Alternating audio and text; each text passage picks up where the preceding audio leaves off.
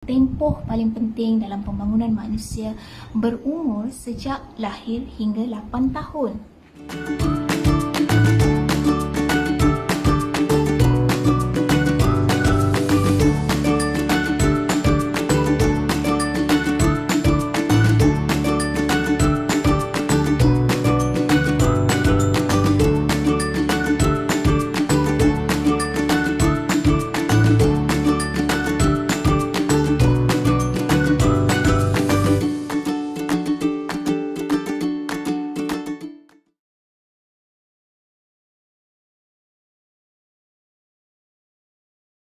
Assalamualaikum warahmatullahi wabarakatuh.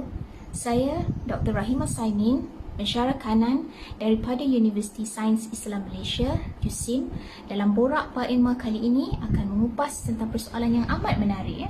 Seawal 3 tahun sudah dipaksa belajar. Adakah bermain tidak penting seperti belajar? Well, penyelidikan saintifik sejak 30 tahun yang lalu telah mengajar kita bahawa tempoh paling penting dalam pembangunan manusia berumur sejak lahir hingga 8 tahun. Jadi sepanjang tahun-tahun ini sebenarnya pengembangan kemahiran kognitif, kesejahteraan emosi, kecekapan sosial dan kesihatan fizikal serta mental ini yang baik sebenarnya akan membina asas yang kuat untuk berjaya apabila dewasa. Adakah ibu bapa di luar sana pernah mendengar konsep learning through play? So, learning through play ini merupakan satu konsep belajar melalui bermain. Ia adalah ataupun merupakan istilah yang digunakan dalam pendidikan dan psikologi untuk menerangkan bagaimana seorang kanak-kanak ini dapat belajar memahami dunia sekeliling mereka.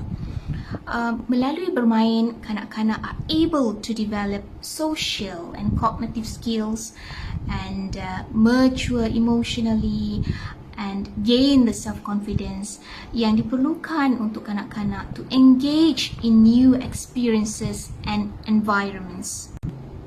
Why play matters? Bermain adalah salah satu cara utama kanak-kanak belajar dan develop. Dan bermain juga membantu membina nilai diri dengan memberikan peluang kepada si anak to explore kebolehannya sendiri and to feel good about themselves. So pada mereka bermain menyeronokkan.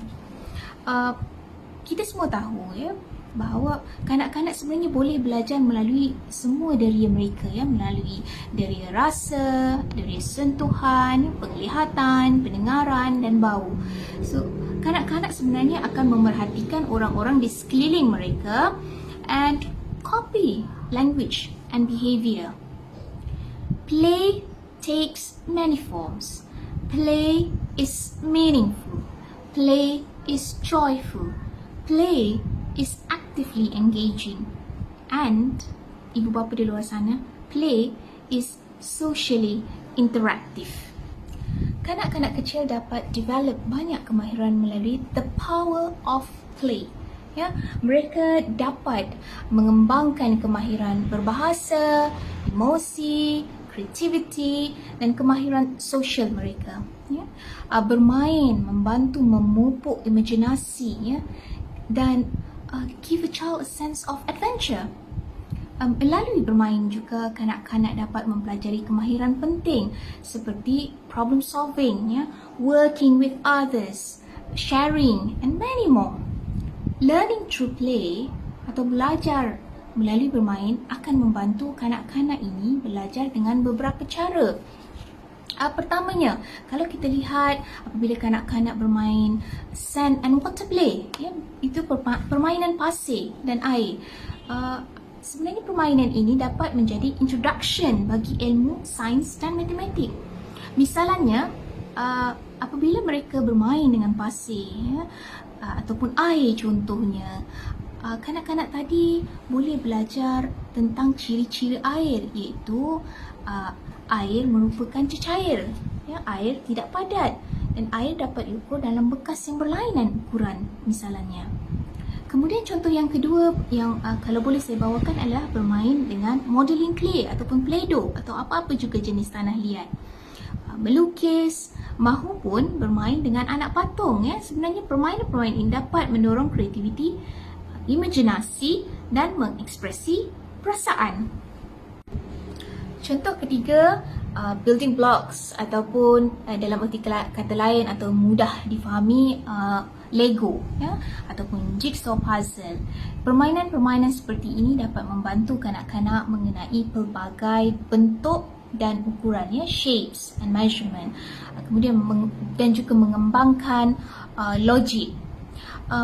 Kemudian kalau kita lihat permainan seperti bermain dengan bola, menari, berlari, memanjat, semua aktiviti ini sebenarnya dapat mengembangkan kemahiran pergerakan badan, kekuatan fizikal, koordinasi dan juga social interaction, turn taking, teamwork dan sebagainya. Apakah kepentingan outdoor play pula? Kalau kita tengok, sebenarnya outdoor play ini mendorong anak kecil, ibu bapa di luar sana untuk meneroka permainan luar yang sangat bermanfaat dan diperlukan untuk perkembangan mereka.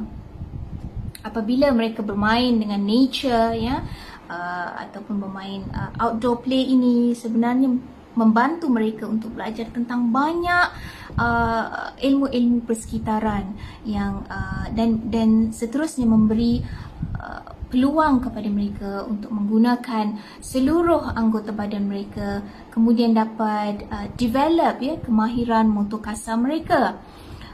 Ia sebenarnya dapat juga memenuhi keperluan multisensory, whether it is massive play, creative or role play. Ia adalah bahagian penting sebenarnya dalam proses pembelajaran. Persoalannya, mengapakah learning through play is not deeply integrated in many countries, di dalam nursery ataupun preschool programs? Sebenarnya ada banyak sebab atau faktor-faktornya, penyebab-penyebabnya kenapa learning through play ini tidak diintegrasikan dalam kurikulum di sesetengah negara. Antaranya lack of understanding tentang nilai bermain sebagai asas untuk konsep akademik. Sebab yang kedua yang boleh saya berikan di sini adalah misconceptions.